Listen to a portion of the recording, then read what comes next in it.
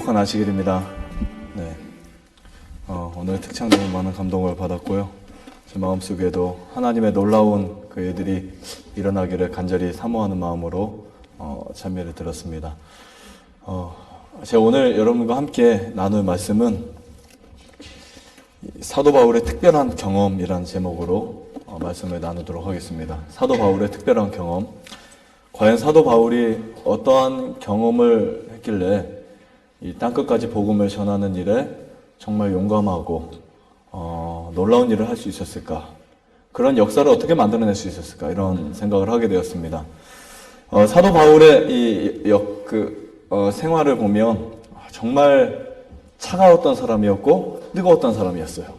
뜨뜻미지근한 사람은 아니었던 것 같고 정말 차가웠던 사람이었고 그리고 정말 뜨거운 사람으로 바뀐 그 역사를 보게 됩니다. 특별히 오늘 이 사도 바울이 하나님께 간절히 기도한 것 중에 하나가 있었어요. 뭔지 아세요? 사도 바울은 자기의 눈에 가시를 제해달라고 기도한 적이 있었습니다. 고린도에 보면 그가 하나님께 간절히 기도하기를 하나님, 주님 이 땅에 오셔서 수많은 사람을 다 고쳐줬는데 왜 나는 눈을 멀게 하셨고 거기에 플러스 내 몸에 가시를 넣으셨어요. 그 가시를 나중에 보니까 종양 종류였어요. 근데 사도 바울이 그렇게 하나님께 간절히 구하고 하나님께 그것을 제어해달라고 했지만 하나님 뭐라고 했을까요? 내 은혜가 내게 족하다. 참 때로는 무자비하신 것 같고 때로는 사도 바울에게 하나님이 그렇게 하지 말았어야 되는데 라는 생각을 할 때도 있었어요. 다른 사람 다 치료해 주시고 왜 도움을 구하러 간 모든 사람을 치료해 줬는데 이 사도 바울에게는 이런 말씀 하셨을까? 근데 사도 바울이 그것 때문에 결국 죽지는 않았습니다. 나중에는 하나님 말씀을 전하다 순교를 당했죠. 순교를 당했는데 정말 하나님의 약속은 사도 바울에게 내 은혜가 내게 족하. 너는 그 은혜를 견딜 만한 가치가 있는 사람이야. 이런 말씀 표현을 하셨는데 제가 그 말씀을 오늘 아침 묵상하다가 그런 생각을 하게 되었어요. 이 사도 바울이 그런 경험을 하지 못했다면 많은 사람들이 아프고 힘들어서 혹시 낫지 않은 사람이 있을 때 나는 하나님께 버림받았나? 그렇죠? 혹은 또 하나님이 나를 정죄하셨나? 하나님이 나를 떠나셨나? 이런 생각을 할까봐 하나님이 아마 사도 바울을 딱 샘플로 주신 것 같아요. 주시고 그에게 네 은혜를 가지고 내 은혜로 만들어서 그렇게 살아라. 내 은혜가 내게 족하다라는 말씀을 하신 것을 볼 수 있습니다. 거기에 가시라는 표현을 썼어요. 가시는요, 만지면 따갑고 걸쩍거리고 골치 아픈 것이 되지만 가시가 있다는 것은 뭐가 많다는 거예요? 은혜가 많다는 거예요. 그 가시 속에 꽃을 볼 수 있고 가시가 있기 때문에 장미꽃이 훨씬 더 아름답게 보이는 거예요. 그렇죠? 전 장미를 좋아합니다. 장미를 변함없이 어렸을 때부터 지금까지 가장 좋아하는 꽃이 장미꽃이에요. 앞에 피는 그 꽃 말고 이게 겹장미가 있어요. 그 겹장미를 보면 정말 아름답습니다. 근데 아름다운데 머리 표현할 수가 없어요. 그리고 그 장미가 정말 좋은 건 떨어질 때 하나하나 잎사귀 떨어지면서 마지막까지 아름다움을 주잖아요. 근데 그 장미에는 뭐가 있냐면 가시가 있어요. 가시가 있고 만지면 아프고 고통스럽지만 그 장미꽃이 훨씬 아름다운 이유는 가시가 있기 때문에. 여러분 연꽃이 그렇게 아름답고 연꽃이 귀한 이유가 뭔지 아세요? 순결한 이유가 뭔지 아세요? 그 밑에 어디서 꽃이 피고 있어요? 진흙덩이에서. 어떻게 보면 그 장미꽃이 연꽃이 있는 그 주위를 보면 너무 더럽고 그 안에만 진흙으로 뒤에 범벅이어져 있지만 그 연꽃은 거기서 꽃을 핍니다. 그런데요. 그 밑으로 뿌리가 내려서 가장 맑은 물을 끌어올린다 그랬어요. 백향목 나무를 보면 이 백향목은 그 나무가 뿌리를 100m까지 내린대요. 무엇을 찾을 때까지 내릴까요? 무엇을 찾을 때까지? 수분을 찾을 때까지 내려요. 그러니까 그 사막에서도 당당하게 서 있고 그 사막에서도 비바람이 불어도 넘어지지 않는 그러한 백향목. 그 백향목을 그리스도인의 품성이다라고 표현하고 있습니다. 오늘 사도 바울의 이야기, 사도행전 9장을 가서 보겠습니다. 사도행전 9장 1절부터 보겠는데요.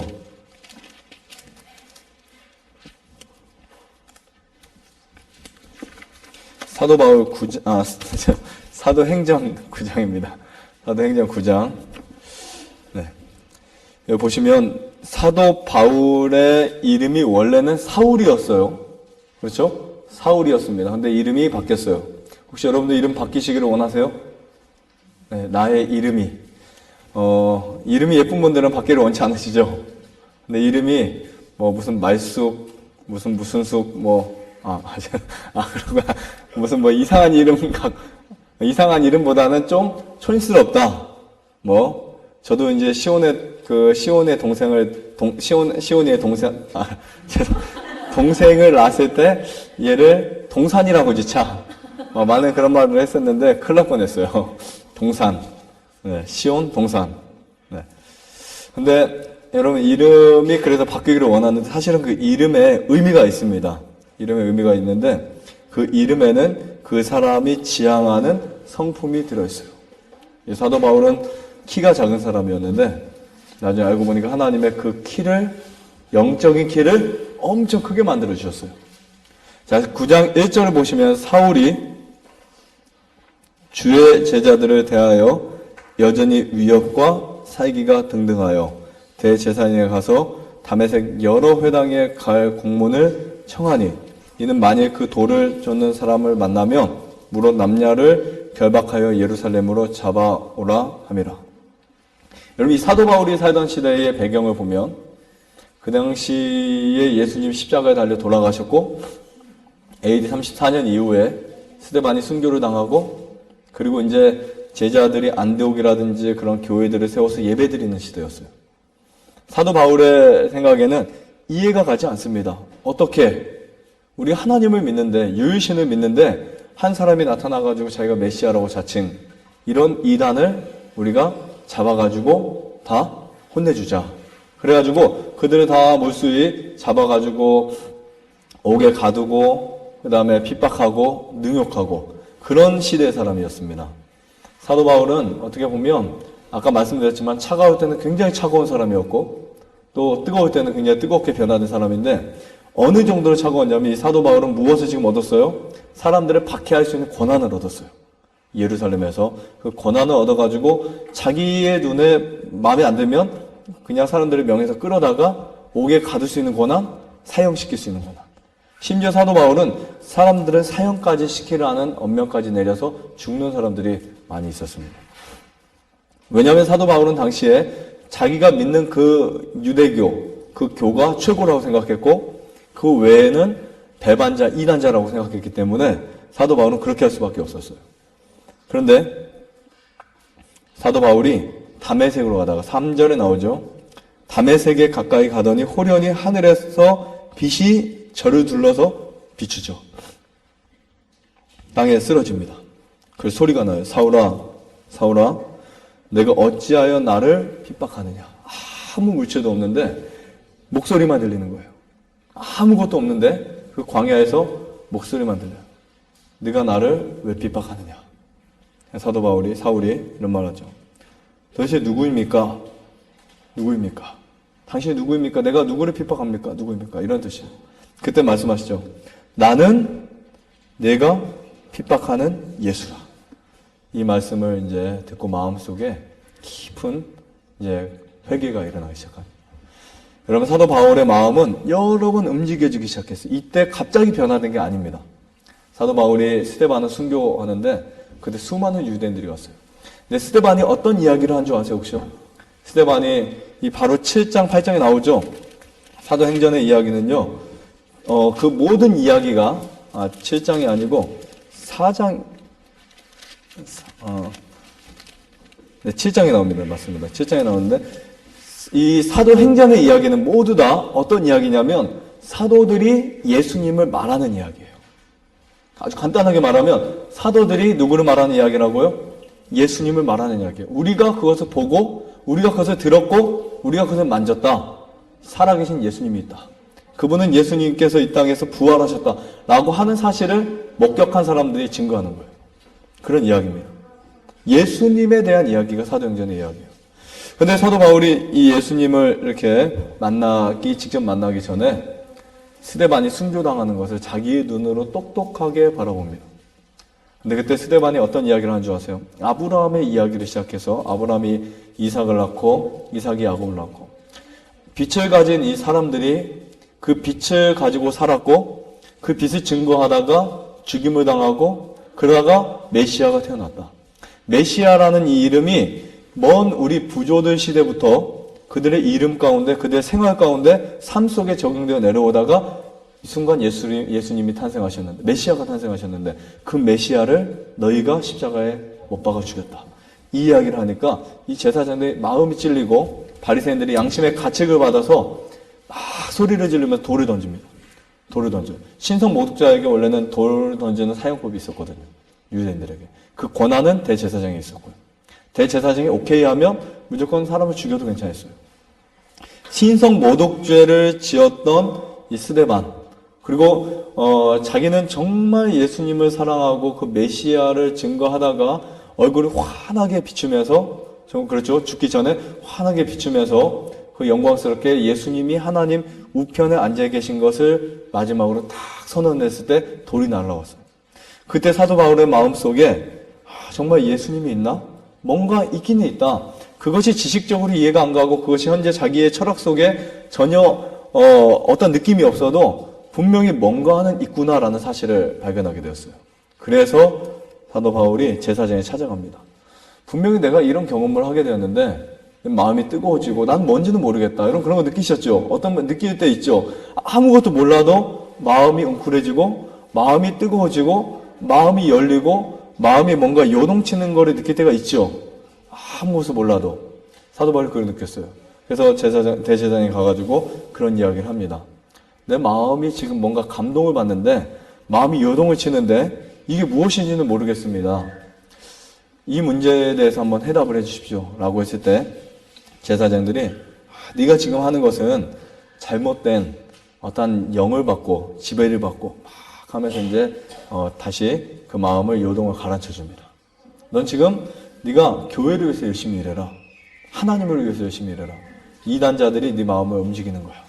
해가지고 이 사도 바울에게 자기의 정당성 그리고 그 의심하게 만들고 마음의 깊은 감동을 다시 교만에 의해서 흔들리게 만들고 넌 유망한 사람이야. 정말 이 유대인들 중에 최고의 너는 유대인이 될 거야. 바리새인이 될 거야. 그러면서 그런 교육을 받았을 때 내가 실수할 뻔했구나. 큰일 날 뻔했구나. 하나님을 위해서 내가 이렇게 하면 안 되지. 이단을 다시 경멸하다. 그래서 9장 1절에는 제사장에게 가서 권한을 받아가는 거예요. 더 열심히 살아야 되겠다. 내가 더 열심히 해서 하나님을 정말 증거해야 되겠다. 라고 해서 자격을 가지고 가는 도중에 도저히 하나님이 안 되겠어요. 이 사람의 양심은 깨끗한 사람이에요. 이 사람의 양심은 정말 다른 사람 박해하거나 다른 사람을 능욕하거나 이런 사람이 아니라 원래 깨끗한 사람인데 그게 너무 하다 보니까 이렇게 기만당하고 있는 모습을 하나님이 더 이상 참을 수가 없어서 그때 사도 바울을 이제 가둬놓습니다. 빗으로 가둬놓습니다. 그래서 빗으로 그 둘러싸인 그곳에서 드디어 예수님 말씀하시죠. 나는 내가 핍박하는 예수라. 그러면서 그 사도 바울은 아무 말도 하지 않고 어떤 말도 하지 않고 이야기만 듣습니다. 일어나서 성으로 들어가라. 행할 것을 내게 이르리라. 그리고 같이 가던 사람들은 소리만 듣고 아무도 보지 못했어요. 사도 바울만 사울만 그 소리를 듣고 인식했어요. 누구도 이 소리를 듣지 못했습니다. 여러분 우리가 이 신앙생활을 할 때요. 사람들이 예수님을 잘 믿으면 또 하나님의 놀라운 약속을 붙잡게 될 때 아무도 이해할 수 없을 때가 많이 있어요. 왜 그렇게 해야 되지? 적당히 살아가면 되지. 그렇죠? 그냥 적당히 예수님 믿고 죽으면 되지. 적당히 예수님 믿고 교회 가고 헌금하면 되지. 이렇게 말하는 사람이 많을 거예요. 적당한 신앙을 하면 되지. 근데 사도 바울은 자기만 들었던 그 음성을 저항할 수 없었어요. 그래서 그때부터 어떤 마음으로 받기 시작했냐면 내가 분명히 몇 주 전에 스데반의 돌에 맞아 죽을 때 그때 받았던 그 하나님의 놀라운 감동이 지금 그거구나 라는 사실을 깨닫게 되었어요. 그래서 이때부터 이제 하나님께 순종하기로 결심을 합니다. 놀라운 변화죠. 이것은 사도 바울이 자기가 정말 예수님을 핍박하고 그 믿는 제자들을 다 잡아 죽이려고 했던 그 목적이 어떻게 바뀌었어요? 이제는 예수님을 증거해야 되겠다. 그래서 사도 바울이 핍박을 했던 그 열성을 가지고 증거했죠. 그래서 4차 여행 동안 3차 선교 여행을 하고 4차 마지막 죽으러 가는 그 여행 가운데서도 메시아를 전해요. 총독 앞에서 그들 앞에서 야, 네가 적은 말로 나를 이렇게 그리스도인이 되게 만들겠느냐 막 이렇게 질책을 받으면서도 죽는 그 순간까지, 그리고 옥에 갇혀서 편지를 쓰면서까지도 예수님을 증거하는 사람이 되었고, 결국 AD 62년에 사형을 당해서 죽임을 당합니다. 로마인이기 때문에 십자가에 못 박히지도 않았고, 로마이기 때문에 다른 처형법은 해당되지 않았고, 목배임만. 네. 어쨌든 이렇게 해서 사도 바울의 회심이 이제 쭉 나옵니다. 쭉 내려가면 그때 이제 10절에 그때 다메섹에 아나니아라 하는 제자가 있었는데요. 주께서 환상 중에 불러 갔을 때 아나니아여 하시거늘 대답하되 주여 내가 여기 있나이다 하니 주께서 가라스 때 일어나 집가라 하는 거리로 가서 유다 집에 5사람 사울이라 하는 자를 찾으라 저가 기도하는 중이라. 그러니까 그 말을 들은 이 아나니아가 깜짝 놀랍니다. 밑에 나오죠. 하나님, 하필 왜 그 사람입니까? 그 사람이 누군지 아십니까? 그렇죠? 여러분 같아도 그 말씀 하시겠죠? 그 사람 살인범이에요. 정말 못된 사람이에요. 나쁜 사람입니다. 이렇게 하는데 뭐라고 하세요?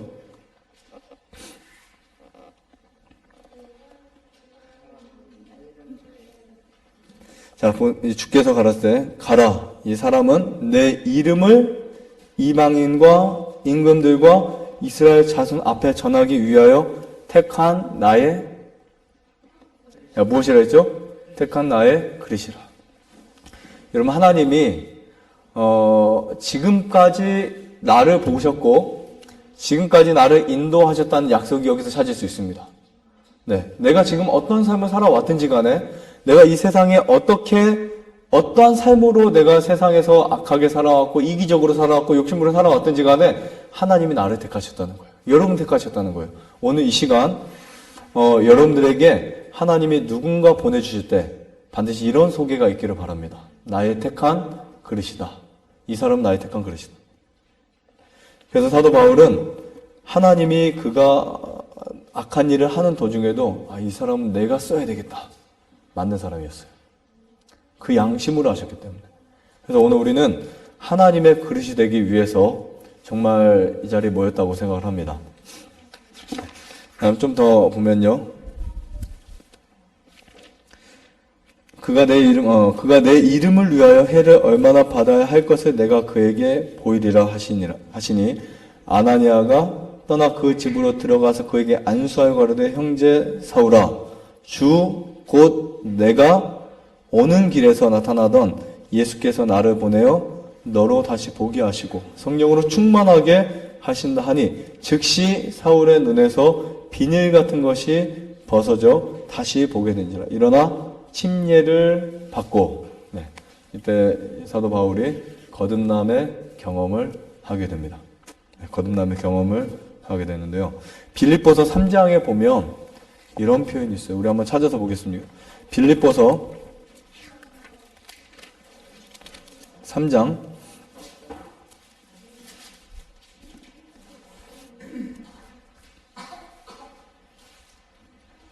4절을 보세요. 3장 4절에 나의 모든 것은 하나님이다. 한마디로 그 말을 몇 마디로 제가 읽어드리겠습니다. 그러나 나도 육체를 신뢰할 만하니 만일 누구든지 다른 이가 육체를 신뢰할 것이 있는 줄로 생각하면 나는 더욱 그러하니라. 내가 8일 만에 할례를 받고 이스라엘 족속이요 베냐민의 지파요 히브리인 중에 히브리인이요 율법으로는 바리새인이요 열심으로는 교회를 핍박하고 율법의 의로는 뭐가 없었던 사람이었어요? 흠이 없던 사람이라고. 그러나 무엇이든지 내게 유익하던 것을 내가 누구를 위하여서요? 그리스도를 위하여 다 해로 여길 뿐더러 또한 모든 것을 해로 여김은 내 주 그리스도 예수를 아는 지식이 가장 고상함을 인함이라. 내가 그를 위하여 모든 것을 잃어버리고 배설물로 여김은 그리스도를 얻고, 자, 누구를 얻고요?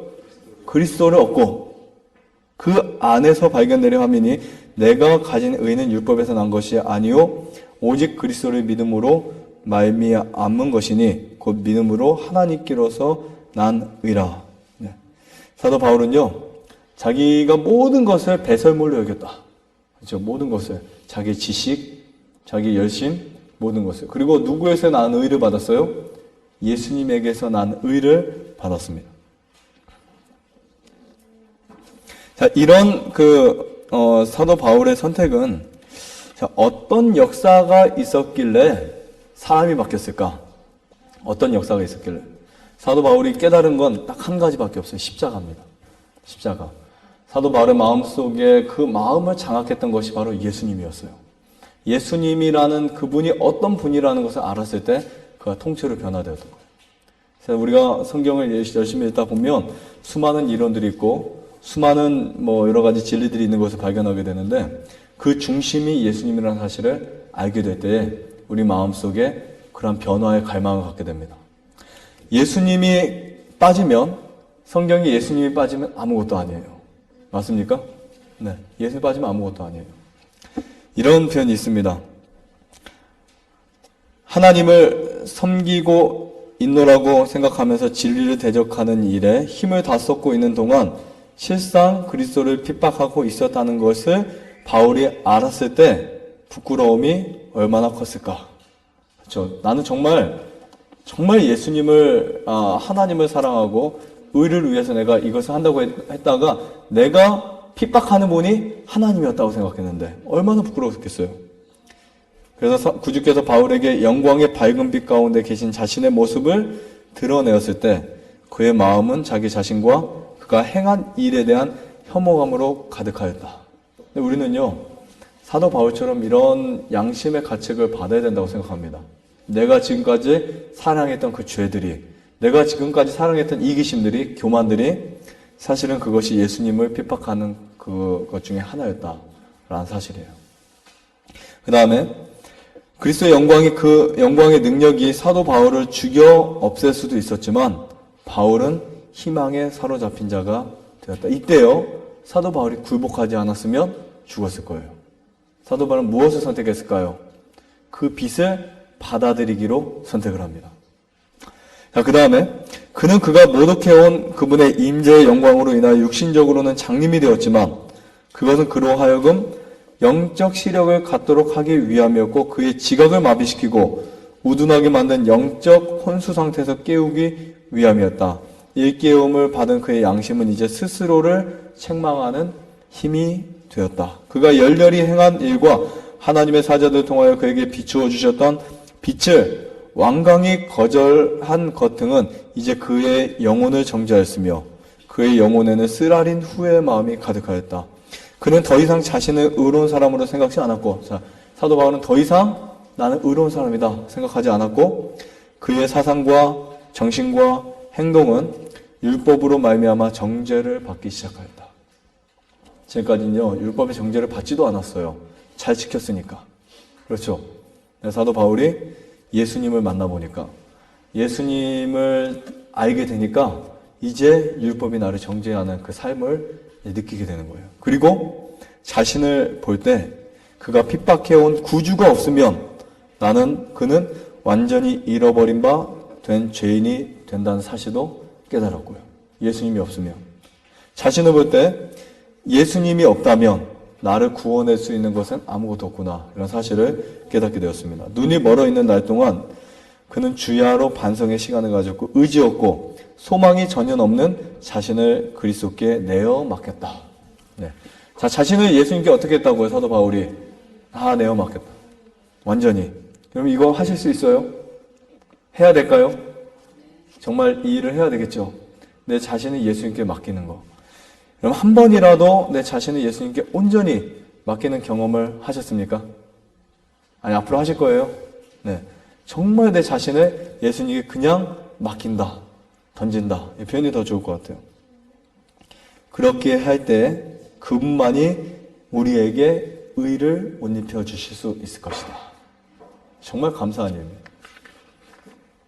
자, 사도 바울이 회심할 때 이런 일들이 일어났어요. 제가 혹시 로마서 그 주애를 갖고 있는 분들은 찾아보시면 되고요. 없는 분들은 제가 읽어드리겠습니다. 로마서 7장 주애를 보면 이런 표현이 있어요. 사도 바울의 놀라운 변화. 오늘 사도 바울이 경험한 이야기잖아요. 진리를 어떻게 경험했는지. 어떤 변화가 일어났냐면 사도 바울의 그 놀라운 변화에 대해서 이렇게 기록하고 있습니다.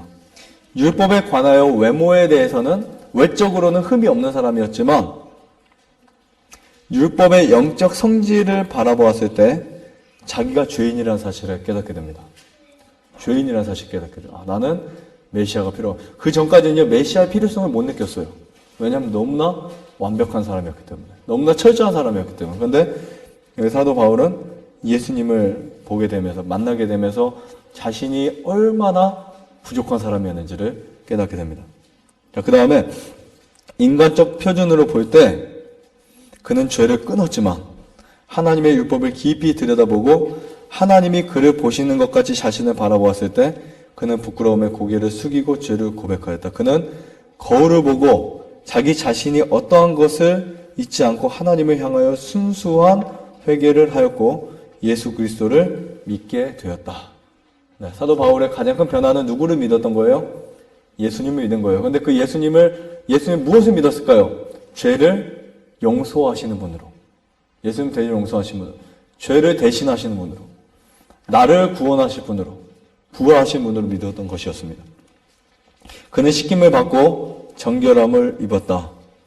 그는 율법이 탐내지 말라 하지 아니하였더라면 내가 탐심을 알지 못하였으리라. 그러나 죄가 기울을 타서 계명으로 말미암아 내 속에서 각양 탐심을 이루었으니 이는 법이었으면 죄가 죽은 것이라.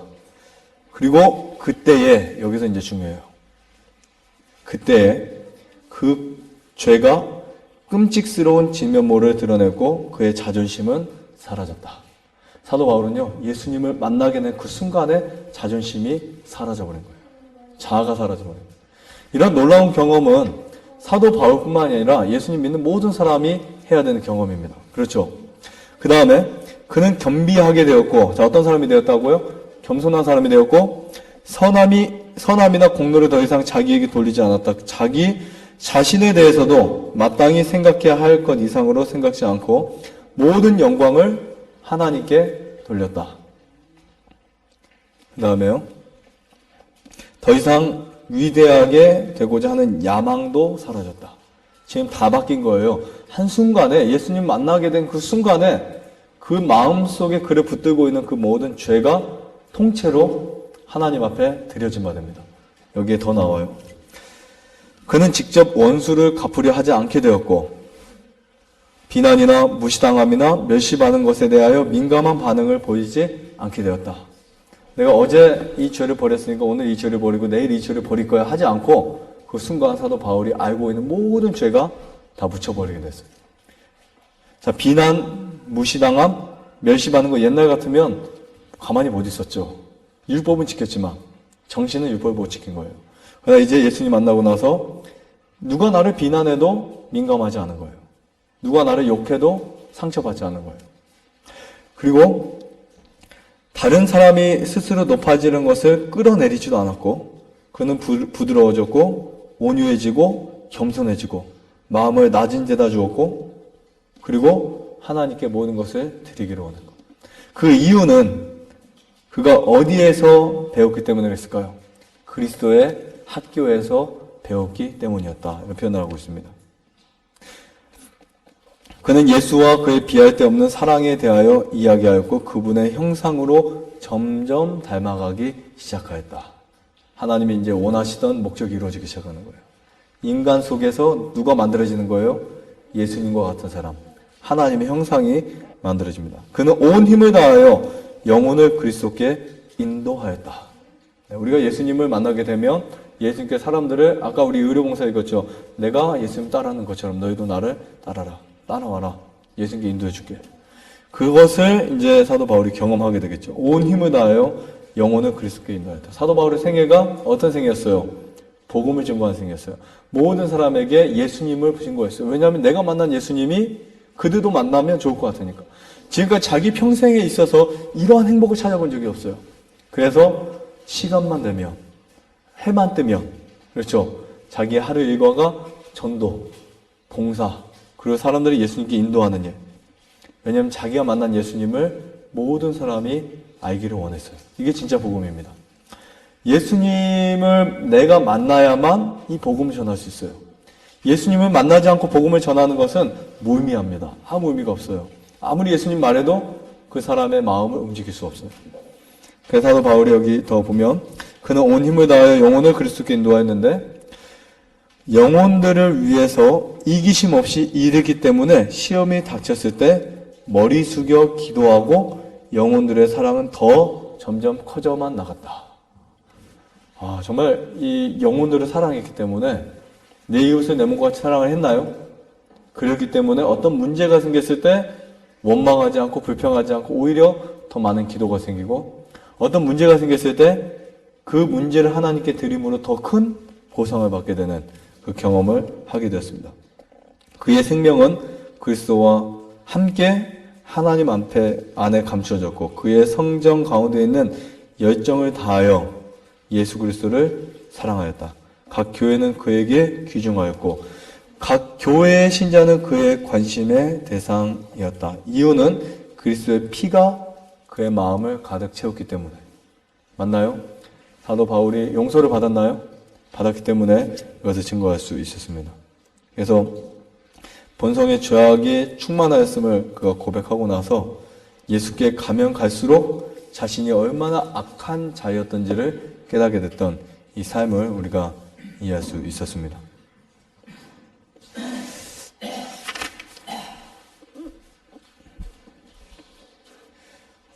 청년에게 보내는 기별이라는 책이 있어요. 청년에게 보내는 기별 73페이지에 이런 표현이 있습니다. 진리의 말씀에 귀를 기울이고 그들이 그리스도를 반대하는 생애를 살아왔다고 자각하는 자들이 있다. 우리가 예수님을 만나게 되고 성경을 읽게 되면 무엇을 깨닫게 돼요? 내 자신이 예수님과 반대의 정신과 그런 생활을 살아왔다는 걸 깨닫게 돼요. 그들은 정죄를 받고 그들의 범죄를 통회한다. 이것은 사도 바울만의 경험이 아니라 그 기별을 깨달은 모든 사람들의 경험이 되는 거예요. 사도 바울이 나중에 어떤 능력도 받은 줄 아세요? 그 앞치마만 만져도 사람이 나았어요. 그림자만 밟아도 나았어요. 사도 바울이 정말 사람들을 치료해 줄 때 예수 그리스도의 능력으로 명예에서 치료해 준 적이 있었어요. 귀신 들린 자를 쫓아냈어요. 그리스도의 공로를 의지하고 그분께 대한 진정한 믿음을, 어떤 믿음을요? 진짜 믿음. 진정한 믿음을 행사함으로 그들은 죄의 사유함을 받는다. 그들이 악행을 그치고 선행을 배울 때 그들은 은혜와 하나님을 아는 지식에 자라나게 된다.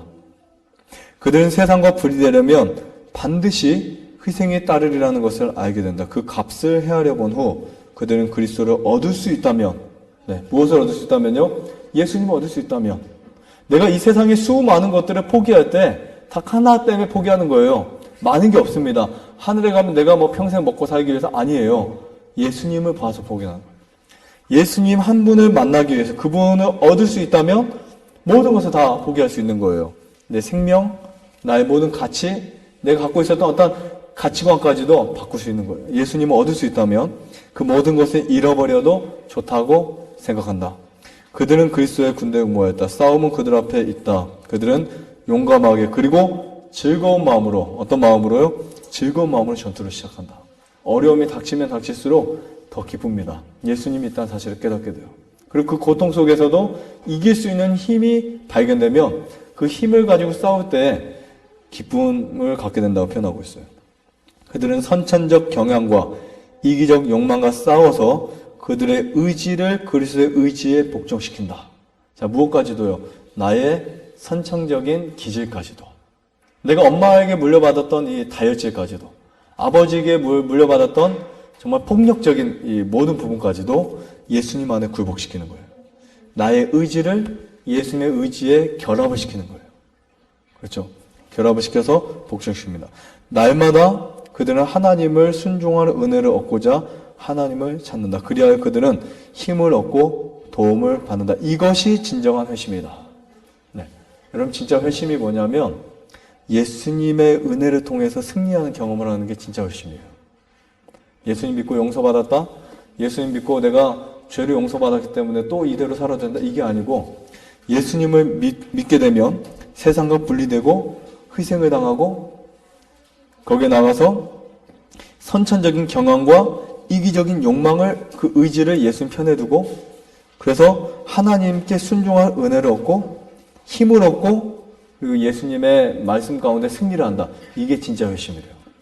이게 진짜 회심입니다. 회심이 승리하는 게 회심이에요. 여러분들이 죄와 싸울 때 죄를 이기고 예수님 앞에 서게 되는 그 자체가 회심입니다. 내가 예수님을 바닥에 들이게 되면 예수님 나를 그렇게 승리하도록 만들어주세요. 그래서 여기서 이러한 것들이 순종한 은혜를 얻고자 찾는다. 그 힘을 얻고 도움을 받아서 승리한다. 이것이 진짜 회심이다. 라고 표현하고 있어요. 그는 그의 생애에 의해 열매를 맺는다. 한때 그는 자신을 사랑하였었다. 세속적 쾌락이 그의 낙이었다. 이제 그의 우상은 쫓겨났고, 자, 무엇은요? 마음속의 우상은 쫓겨났고 하나님께서 최고의 통치자로 지배하신다. 전에 사랑하던 죄를 이제 그는 미워하였다. 굳건히 단호히 그리고 거룩한 길을 그가 따라가게 된다. 이게 진짜 열심입니다. 내가 예수님 믿고 변했다. 이 말은 뭐냐면 죄를 싫어하는 거예요. 죄를 미워하는 거예요. 그리고 죄에 동의를 하지 않는 것입니다. 자, 그 다음에 이런 표현이 있어요.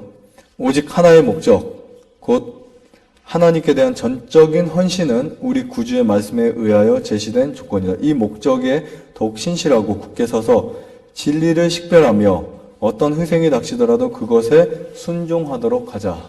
네. 그리하면 분명히 신령한 깨우침을 받게 될 것이다. 진정한 경건은 죄악과의 모든 타협이 끝난 후에 시작된다. 네. 언제 시작된다고요? 진짜 경건한 삶이 죄와의 타협과 끝난 후에 시작되는 것이지 죄와 타협 전에 시작되는 게 아니에요. 진짜 경건의 모습은 진짜 경건은 죄악과의 모든 타협이 끝난 후에 시작된다. 이건 산상보원 91페이지 말씀이에요. 명백하게 이런 말씀드렸어요. 하나님이 이런 말씀으로 우리에게 죄를 어떻게 승리할 수 있는지를 말씀해 주십니다. 그때 마음에서 우러나오는 말은 사도 바울과 같은 말을 할 것이다. 오직 한 일, 아까 읽었죠? 뒤에 있는 것은 잊어버리고 앞에 있는 것을 잡으려고 표대를 향하여 예수 그리스도 안에서 하나님이 위에서 부르신 부름의 상을 위하여 쫓아가노라. 네. 뒤에 것은 다 잊어버리는 거예요. 원칙은 항상 가혹하다. 시대 소망 273페이지예요. 원칙은 항상 뭐하다 그랬어요? 가혹하다. 내가 예수님을 선택할 때 이 세상의 어떠한 사물이라든지 이 세상에 붙어있는 모든 애정을 끊는 이 원칙은요, 항상 가혹한데요. 하나님의 사업에 전심을 다하고 그리스도를 아는 지식에 가장 고삼함으로 인하여 모든 것을 해로 여기지 않으면 누구도 그분의 사업에 성공할 수 없다. 여러분, 우리가 예수님 안에서 세상을 완전하게 포기하지 않으면 예수님의 일을 할 수가 없다는 사실이에요. 지금 누구도 이 일을 했다고요? 사도 바울도 했다고. 사도 바울 그런 사람도 했다면 나도 할 수 있을까요? 네, 충분히 할 수 있어요. 사도 바울의 그 완악한 마음을 하나님이 돌려주셨다면 나의 마음도 깨질 수 있다는 거예요.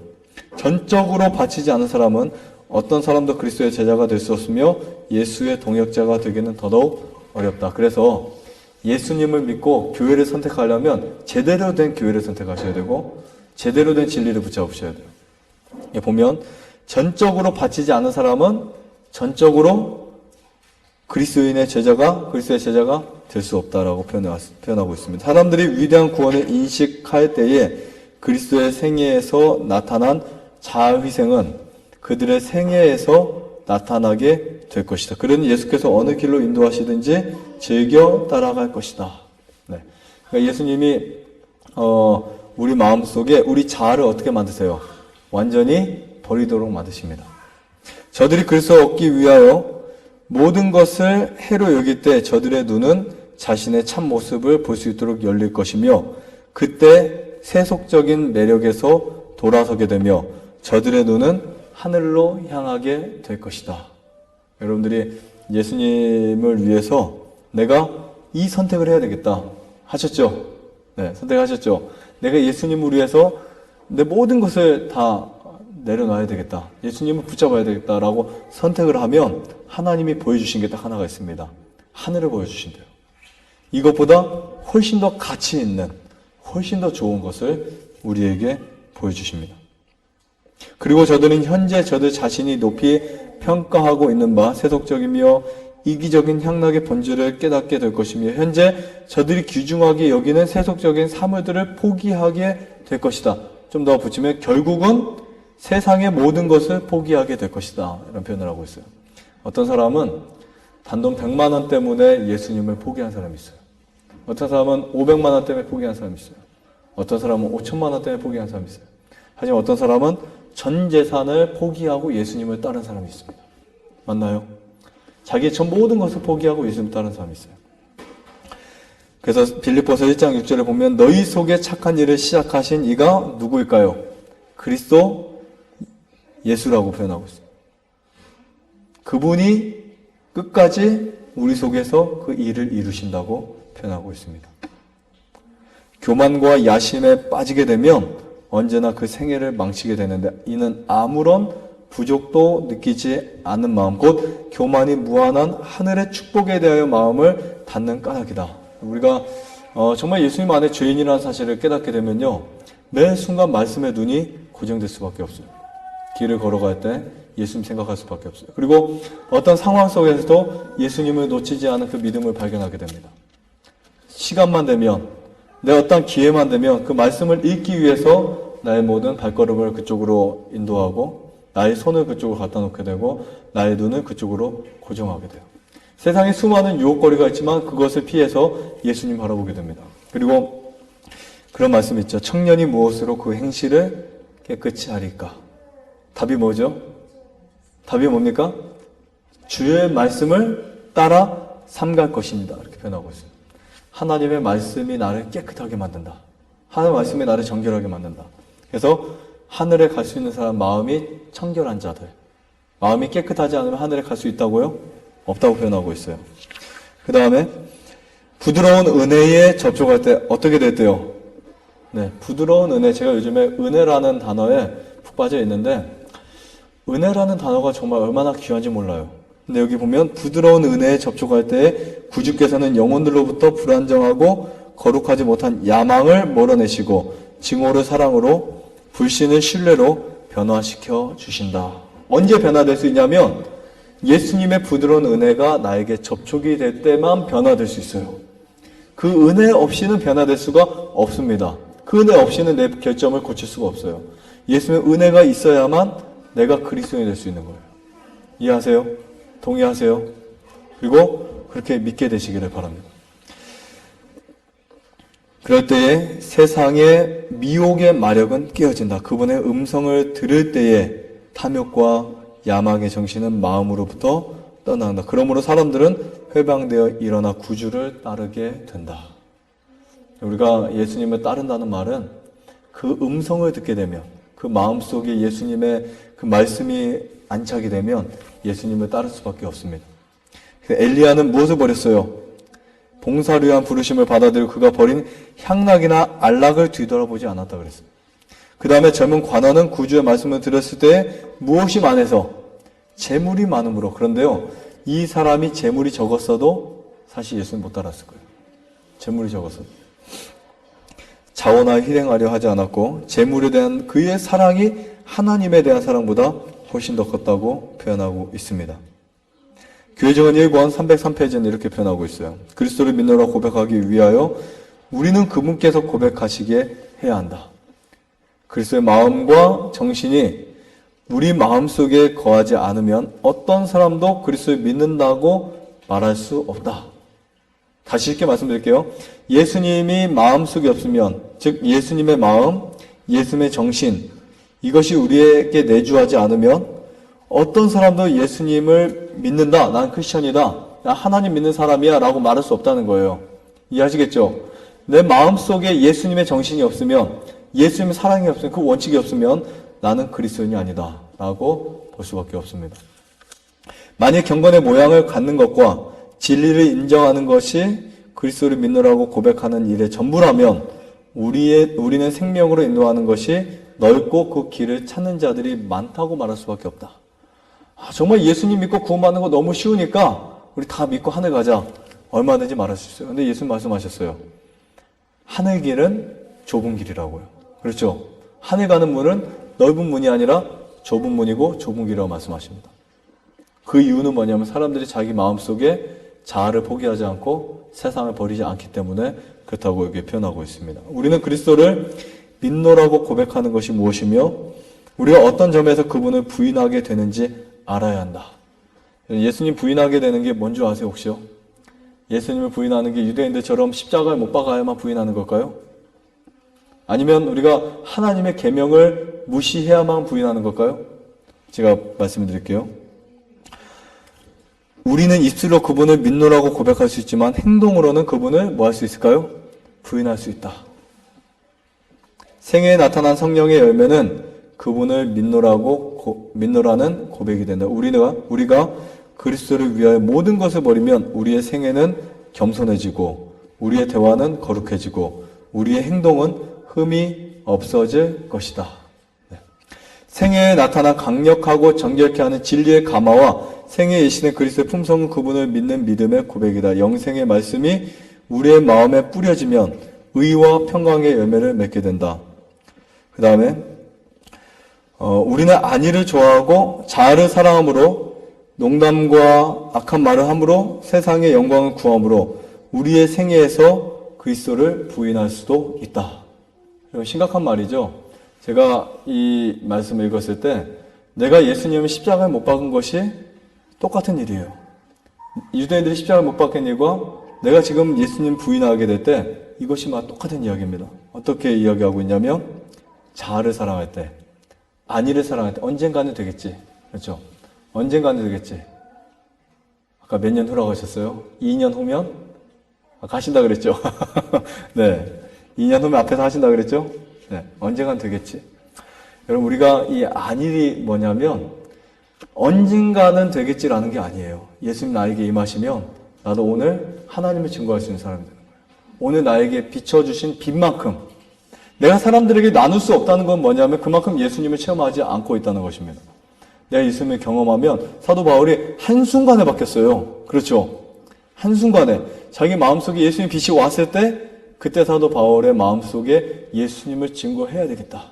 증거할 수밖에 없어요. 가만히 있을 수가 없습니다. 왜냐하면 자기 마음속에 너무 그 빛이 강해서 자기의 마음을 움직였고 그 빛이 사람들을 움직여야 하기 때문에 바뀔 수밖에 없는 거예요. 어느 순간 일어났습니다. 그래서 정죄하지 말라는 거예요. 왜냐하면 오늘 이렇게 수주전뱅이가 갑자기 다음날 예수님 전하지 아무도 몰라요. 그렇죠? 어제까지 도박하고 어제까지 나쁜 짓 하던 사람이 갑자기 예수님 만나서 예수님 전하지 아무도 몰라. 그래서 그 사람 어제까지 뭐 했는데 전날 뭐 했는데 사람이 회개하는 거 언제 일어날지 몰라요. 그래서 아무도 정죄하지 마라. 네, 이렇게 표현하고 있습니다. 그 다음에 또 언제 부인할 수 있냐면 우리는 외모에 있어서 세상과 일치됨으로 교만한 태도를 취하고 값비싼 장식과 옷을 입음으로 그분을 부인할 수도 있다. 끊임없이 정성과 인내, 거의 중단 없는 기도를 통해서만 우리는 생애에서 그리스도의 품성과 거룩하게 하는 진리의 가마를 나타내게 될 것이다. 많은 사람들은 참을성 없고 성을 잘 내는 정신 때문에 그리스도를 그들의 가정에서 쫓아낸다. 네, 찔리는 말씀 중에 하나예요. 내가 참을성 없는 거, 인내하지 못하는 거, 그것 때문에 내 집에서 누구를 쫓아내고 있어요? 예수님이 쫓아내는 거예요. 내 가정에서 예수님이 거하게 만들어야 되는데 자꾸 쫓아내는 거예요. 자꾸. 우리가 예수님을 만나게 되면 가정에서 예수님을 머물게 만듭니다. 이런 대화 속에서 혹시 우리 김 선생님 통화하실 때 이렇게 막 예수님을 쫓아내는 통화를 하시나요? 여러분 혹시 이야기를 하실 때 성을 잘 내시나요? 아니면 우리가 뭔가 누군가 대화를 할 때 남을 오해하고 미워하나요? 그게 바로 예수님 부인하는 거예요. 그리고 내가 이러한 정신을 극복하지 못하면 결국은 나는 완전한 그리스도인이 될 수 없고 결국은 나는 구원받지 못한 사람이다라고 표현하고 있는 거라고 기록되어 있습니다. 그래서 더 읽어드리면 우리들 가운데 진정으로 헌신한 사람 별로 없고 자아와의 싸움에서 싸우고 정복한 사람도 별로 없다.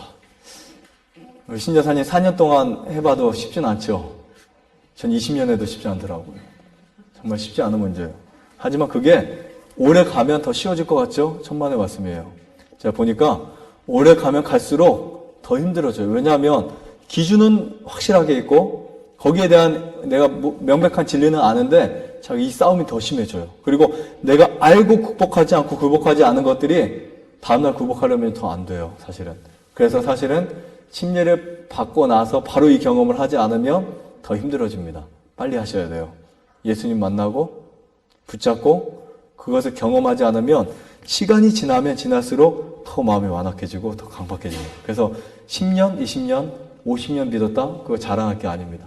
왜냐하면 예수님 안에서 자아를 포기하는 게 오래 가면 치울 것 같으면 더 힘들어요. 사실. 그래서 진정한 회개는 감정과 동기의 결정적 변화이다. 오늘 아침에 일어났을 때 산을 보면서 말씀을 보면서 내가 이 감정의 변화가 일어나고 동기의 변화가 일어나고 생각의 변화가 일어난다. 이게 진짜 회심이에요. 매일 우리가 이런 회심을 할 수 있습니다. 매일 이런 경험이 없으면 넘어질 수밖에 없어요. 한 번 하고 끝나는 게 아니에요. 오늘 아침에 일어나서도 해야 되고 내일도 해야 되고 모레도 계속 해야 돼요. 하지 않으면 잃어버립니다. 아침에 일어날 때 새로운 동기, 어제보다 더 나은 삶을 살자. 어제보다 더 자라나는 그리스도인이 되자. 어제보다 훨씬 더 열성적인 사람입니다. 이런 동기가 매일 새롭게 하나님 앞에 서약을 하셔야 돼요. 약속을 하셔야 돼요. 아침에 일어났을 때 하나님, 내가 정말 말씀대로 살겠습니다. 내가 진리를 사랑하겠습니다. 그리고 나의 감정과 동기를 주님께 내어드리겠습니다. 이러한 약속을 하지 않는 사람들은 무너질 수밖에 없어요. 그래서 숨 쉴 때마다 뭐 하라 그랬어요? 기도하라 그랬죠. 호흡이 기도가 되게 하라. 그렇게 살면 사람의 마음속에 기쁨이 생기고 진짜 행복이 생겨요. 하나님과 조화가 되게 됩니다. 그들의 사상과 그것은 세속적 연결에서 실제적으로 떠나는 것이며 그들의 영적 분위기로부터 서두러 떠나는 것이고 그들의 사상과 견해와 영향의 지배적 능력에서 벗어나는 것이다. 불리는 쌍방의 고통과 쓰라림을 준다. 그것은 그리스도께서 주기 위하여 오셨다고 주장하시는 불화이다. 그러나 회개한 자들은 그들의 친구들이 그리스도를 위하여 모든 것을 버리지 않으면 최종적인 영원한 분리가 있을 것을 알고 그렇게 하기를 끊임없이 간절히 욕망할 것이다. 제가 최근에 한 분을 봤는데 그분이 이 경험을 하고 나서요. 어떤 마음이 생겼냐면 모든 가족들을 찾아가고 싶대요. 가서 이거를 전하고 싶대요. 왜냐하면 내가 경험한 이 예수님을 전해줘야만 마음이 편하고 그들도 이 경험을 하기를 너무 원한다는 거예요. 여기 보면 그들의 친구들에게, 그들의 가족들에게 우리가 갖고 있는 죄를 버리지 않으면 우린 예수님께 끊어질 수밖에 없다는 사실을 알려주고 싶은 욕망이 생겨난 것이다. 이것이 진짜 회심의 경험이에요. 만나는 사람들에게 죄를 승리하고 경험하는 것이 무엇인지를 나누어주고 알려주고 이야기하는 게 우리의 최고의 소망이 되게 될 것이라고 표현하고 있습니다. 참된 그리스도인은 믿지 않은 친구들과 함께 있는 동안에도 여러분 그런 거 경험하죠. 평상시에는 그냥 이 표준어를 쓰다가 경상도 가면 경상도 사투리가 나오고 충청도 가면 뭐 사투리 나오고 관습적으로 습관적으로 나오잖아요. 우리가 예수님과 동행할 때는 그런 거 없다가 또 일반 세상 사람과 이야기에 어울리다 되면은 또 그런 생활에 아주 익숙해집니다. 근데 여기 표현은 참된 그리스도인은 믿지 않는 친구들과 함께 있는 동안에도 역시 경박하거나 경솔하지 않고 거룩함을 나타낸다. 그리스도께서 위하여 돌아가신 영혼들의 가치는 너무나 크기 때문이다. 그들을 구원해야 되기 때문에. 사도 바울은 이 사도행전 22장 21절에 이런 말씀이 있어요. 예루살렘 성전에서 기도할 때 떠나가라. 내가 너를 널리 이방인에게 보내리라. 이 기별을 듣게 되었어요. 그의 생애 속에 끊임없이 사도 바울은 가라. 이 이야기를 들었어요. 보세요. 처음에 부르심을 했을 때 내가 나의 그릇을 위해서 내가 너를 보내기 위해서 그리고 그에게 쓰는 말씀은 가라라는 말입니다. 내가 너를 보내리라. 이와 같이 그리스도와 연합하기 위하여 부름을 받은 자들은 주님을 따르기 위해서 모든 것을 버리지 않으면 안 된다. 많은 사람들이 그런 말을 해요. 나는 자아를 포기했기 때문에 다 포기한 거야. 나는 예수님께 내 모든 것을 드렸기 때문에 십일금이고 뭐고 필요 없다. 난 예수님께 모든 것을 드렸기 때문에 안식일도 필요 없다. 정해놓은 시간 드릴 필요 없어. 내 모든 날이 안식일이야. 하지만 그렇지 않습니다. 우리가 예수님께 전적으로 드린다는 것은 어떤 것에 많고 적음에 있는 게 아니에요. 그렇죠? 많고 적음에 있는 것이 아니라 단순한 그 말씀에 순종하는 겁니다. 단순한 말씀. 어떻게 보면 인간적으로 보면 가인이 훨씬 더 많은 것을 드렸지만 정확하게 하나님께 모든 말씀을 순종한 사람은 누구였어요? 아벨이었죠. 옛 교제도 끊어버리고 평생의 계획도 포기하며 이 땅의 희망도 내어버려야 한다. 이유는 예수님을 만나서 그 일하는 게 더 좋으니까. 옛날에는 정말 내가 도박하고 증권, 주식 아니면 내가 세속적인 일을 하는 게 훨씬 즐거웠다면 이제는 예수님을 전해주는 게 훨씬 즐거운 일이에요. 나누는 게 훨씬 좋아요. 봉사하는 게 좋아요. 힘들고 어려운 사람들에게 찾아가서 그들을 위해 기도해 주는 게 훨씬 더 감사한 일이고 재밌는 일이에요. 종종 그런 생각할 때가 있었어요. 내가 정말 세상을 선택하고 세상을 사랑하면 내 모든 재능을 거기에 아예 쏟아 부어서 정말 세상에 엄청 성공한 사람이 되자. 그런데 내가 도대체 어떤 때는요, 사람들에게 예수님을 전해주고 예수님 이야기해주고 났을 때 그 사람들이 받아들이지 않았을 때 내가 도대체 뭐를 하고 있지? 내가 이거 한다고 유익이 될까? 하나도 없어요. 사실은 내가 예수님을 이야기해주고 사람들에게 하나님을 만나게 해주고 침례를 받아라, 성경 공부하자 이렇게 하는 내 자신을 가만히 들여다보면 1%의 유익이 없어요. 사실은요. 세상으로 볼 때 아무 유익이 없습니다. 안식일에 여러분들과 함께 말씀을 나누기 위해서 경험해야 되고 말씀 읽어야 되고 새벽에 일어나서 이 말씀 하나하나를 적고 이것을 새겨야 되는데 사실은 이게 어떻게 보면 나에게 유익이 없어요. 이 세상으로 본다면. 근데 제가 무엇을 발견하게 되었냐면 그게 내가 사는 길이라는 것을 깨닫게 되었어요. 내가 정말 말씀을 읽고 사람들에게 전해주고 사람들 접촉한 사람들에게 예수님을 만나는 그 경험이 무엇인지를 내가 아는 만큼 전해주는 것이 내가 사는 것이라는 사실을 깨닫게 되었어요. 여러분들이 정말 여기서 하나님을 만나게 되시고 예수님을 경험하시면 반드시 그것을 나눠주셔야 돼요. 근데 이것은요, 뭐 어떠한 법칙에 의해서 내가 만나면 나눠줘야 된다 이런 개념이 아니라 예수님을 경험하면 나눌 수밖에 없는 사람이 돼요. 하지 말라고 해도. 사도 바울은 그렇게 말렸잖아요. 법적으로도 말렸죠. 너 예수님 앞으로 전하면 죽어 라고 했는데도 어떻게 했어요? 전하지 않고는 살 수가 없어요. 그렇죠. 예수님 전하지 않고는 자기 생명이 정말 자기 마음이 막 가만히 있지 못하는 거예요. 그래서 그 사도 바울과 실라가 옥에 갇혔는데 지진이 나가지고 옥에 문이 열렸을 때 다른 모든 죄수는 다 도망갔는데 이 사람들은 도망가지 않았어요. 왜냐하면 그 옥에 있는 그 관원을 그 사람을 구원하고 싶어서. 그 사람이 이제 내가 옥을 관리하지 못해서 도저히 나는 살 수 있는 그러한 희망도 없고 살아서 뭐하냐 해서 자기가 죽으려고 자살을 시도할 때 사도 바울이 어떤 말을 해요?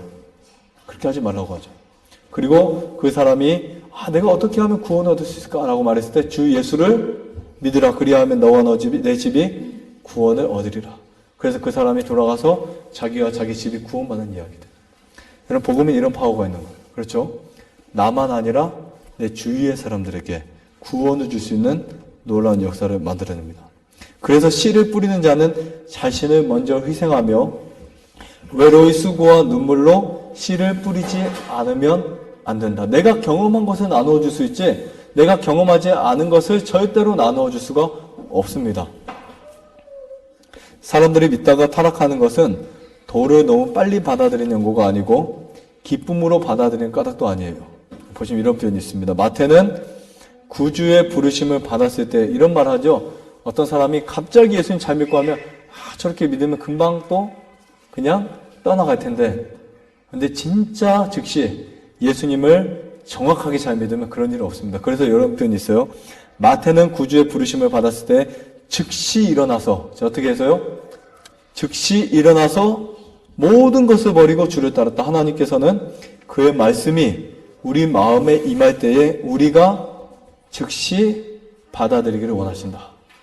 어느 순간 시간이 지난 하나님 내가 천천히 가겠습니다. 빨리 가면 이게 나무가 부러질 것 같아. 이렇게 하지 말라고 그랬어요. 즉시 뭐라고요? 받아들이라고. 그것을 기쁨으로 받아들이는 것은 마땅한 일이다 라고 표현하고 있고요. 네, 마지막으로 한 말씀만 더 읽어드리고 마치겠습니다. 여호와께서 우리에게 그분의 뜻에 복종할 것을 요구하시며 그분의 영에 순종하며 그분의 사업에 성별될 것을 요구하신다. 네, 이 성별이라는 말은 거룩하다라는 말과 똑같습니다. 예배, 우리의 모습, 우리의 모든 것에 하나님이 내가 거룩하니 너희도 뭐라 그랬죠? 너희도 거룩하라. 이기심은 버려져야 하며 우리는 그리스도께서 국복하신 것처럼 우리 품성 안에 있는 모든 결함들을 극복해야만 한다. 이 일을 이루기 위하여 우리는 날마다 자아에 대하여 죽는 경험을 해야 한다. 우리가 오늘 내가 이 회심의 경험을 했다고요. 그냥 이것을 놔둬버리면 내일 또 잘하게 돼요. 그래서 일어나는 욕구, 그것을 싸워서 매일 이겨야 됩니다. 그래서 우리 속사람이 있고 겉사람이 있죠. 겉사람이 어떻게 보면 죄의 욕심에 계속해서 이 죄의 본성적인 충동이 올라오죠. 죄를 지을 수 있도록 유혹하고 나를 끌어내리고, 그리고 내 마음속에 이기심은 버려졌지만 그런 것을 자꾸 유혹하는 뭔가가 있습니다. 그것을 포기해야 돼요. 그 본성은, 그 기질은 하늘 갈 때까지 없어지지 않습니다. 끊임없는 싸움이에요. 하지만 품성 완전은 이 땅에서 우리가 할 수 있습니다. 예수님을 믿고 매 순간마다 넘어지지 않으면 그것이 완전인 거예요.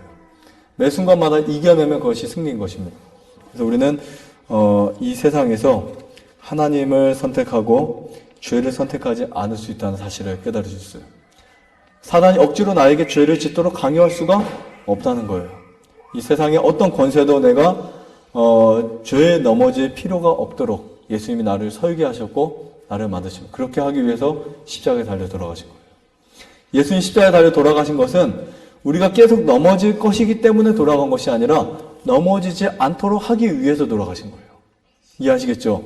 결국은 나를 승리하도록, 나를 예수님처럼 만들기 위해서 그분이 나를 위해서 돌아가셨다는 사실을 깨닫게 됩니다. 이제 우리는 사람이 할 수 없는 것을 하나님이 할 수 있다는 사실을 믿어야 됩니다. 여러분, 사도 바울이 스스로 할 수 있었던 일일까요? 아니에요. 사도 바울이 자기 마음을 스스로 변화시킬 수 있었을까요? 아닙니다. 예수님의 말씀을 받아들이고 변화되었어요. 그때 이 변화된 사도 바울 마음 가운데 십자가 외에 자랑할 것이 아무것도 없었던 그런 간증을 듣게 됩니다. 여러분의 마음속에 여러분의 의지와 애정을 예수님께 모두 다 붙들어 매시고, 그렇게 올바른 신앙생활을 할 수 있는 저희는 모두가 되시기를 바라면서 마치겠습니다.